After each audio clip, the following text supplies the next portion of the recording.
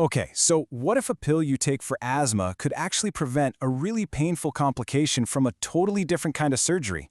It sounds a little out there, right? Well, today we're diving into a fascinating new analysis that connects the dots between respiratory medicine and plastic surgery. And honestly, the results are pretty darn surprising.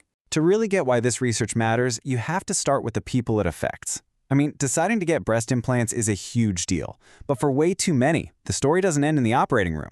This tough complication can show up later, causing real physical pain, a lot of emotional distress, and often it means heading back for yet another surgery. So what is this thing? It's called capsular contracture.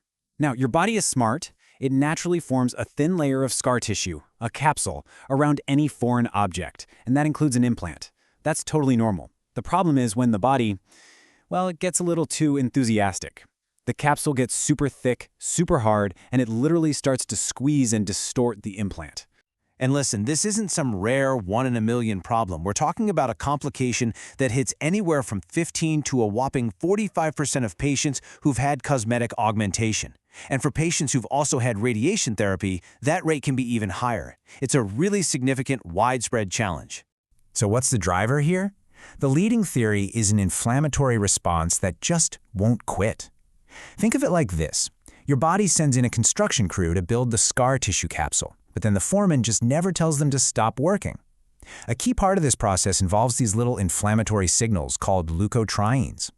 They're basically the ones throwing gasoline on the fire, telling the body to build more, thicker, tougher scar tissue. And that brings us right to the big question. If leukotrienes are the troublemakers here, what if we could just block them?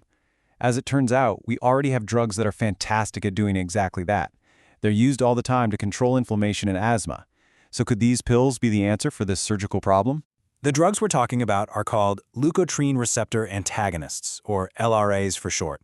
And you might even know their names. We've got Montelukast, which is sold as Singulair, and Zafirlukast, sold as Accolade. So the big idea researchers have been testing is, what happens if you give patients these pills to try and calm down that over-the-top inflammatory response around the implant? So, how do we figure this out for real? Well, that's where this new systematic review and meta-analysis comes into play. Instead of running just one more small study, these researchers did something way more powerful. They went out, they found all the existing studies on this topic, in this case, 7 of them, and they pooled all that data together to get a much bigger, clearer picture. And you can see just how careful they had to be. Look at this. They started with almost 300 studies.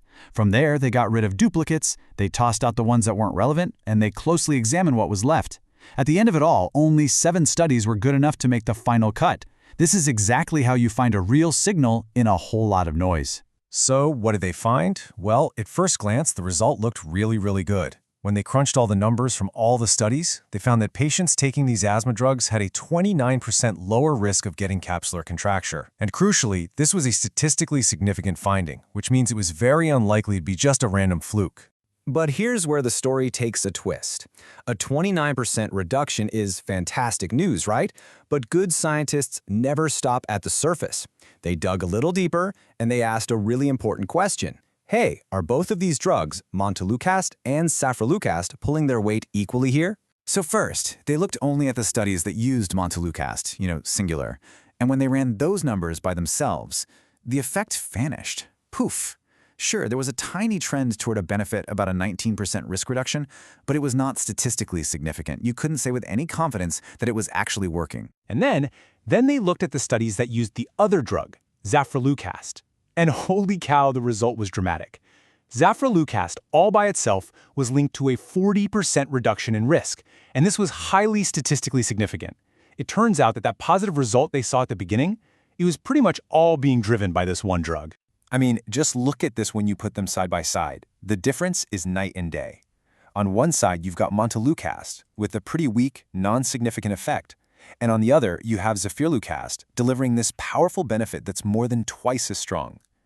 This analysis is basically screaming that for this specific problem, not all LRAs are the same. Zafirlukast seems to be the real powerhouse. Okay, so this is all incredibly exciting stuff. But, and this is a really important but, in science, you always have to pair that excitement with a healthy dose of caution.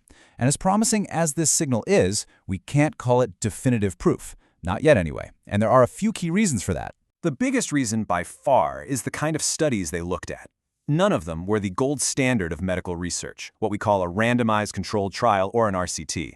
See, an RCT is the best way to prove cause and effect, because you randomly assign people to get either the real drug or a sugar pill, and that setup gets rid of all the other variables that could be confusing the results. So without any RCTs, what we're looking at here is a really strong correlation, but we can't be 100% sure it's causation. And there are other limitations too. The 7 studies were all pretty different from each other, and 7 is still a pretty small number of studies, all things considered. All these things just kind of muddy the water a little bit and mean we have to be careful. And of course, you always have to talk about safety. Using these drugs for this purpose is what's called off-label, meaning it's not what the FDA originally approved them for. And specifically with zafirlukast, the drug that works so well, it carries a known risk of liver complications. Now, that doesn't make it a no-go, not at all, but it absolutely means any patient taking it would need to be watched very carefully, with regular checks on their liver function. Okay, so let's tie this all together. What's the bottom line here? What we have is a really compelling signal, based on the best evidence out there right now, that one specific asthma drug, zafirlukast, may be a powerful non-surgical weapon against capsular contracture. But to go from maybe to is, we absolutely urgently need to see those gold standard randomized controlled trials. And that leaves us with this really hopeful and kind of mind-blowing question. For the tens of thousands of people who deal with this complication every single year, this research points to an incredible new possibility. A future where the solution to a surgical problem isn't another trip to the operating room, but maybe, just maybe, it's as simple as taking a pill. That's the future this science is chasing.